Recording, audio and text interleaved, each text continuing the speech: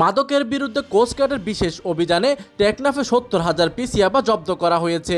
শনিবার ১৮ জুলাই সকালে কোস্টগার্ডের মিডিয়া কর্মকর্তা লেফটেন্যান্ট কমান্ডার সাব্বির আলম সুজন এই তথ্য জানান।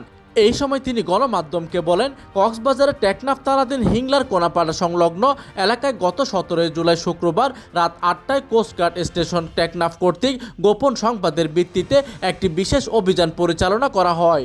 অভিযান চলাকালীন উক্ত এলাকায় সন্দেহজনক একটি সিএনজিকে থামার সংকেত প্রদান করলে চালক সিএনজি রেখে পালিয়ে যায়।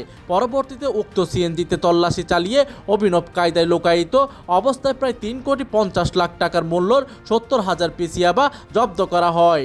জব্দকৃত ইয়াবা ও সিএনজির পরবর্তী আইনানুগ ব্যবস্থা গ্রহণের কার্যক্রম প্রক্রিয়াধীন রয়েছেন।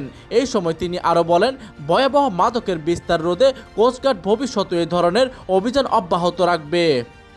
প্রতিনিধির তথ্য ও পাঠানো চিত্রে ডেস্ক নিউজ, দিগন্তের বার্তা 24, কক্সবাজার।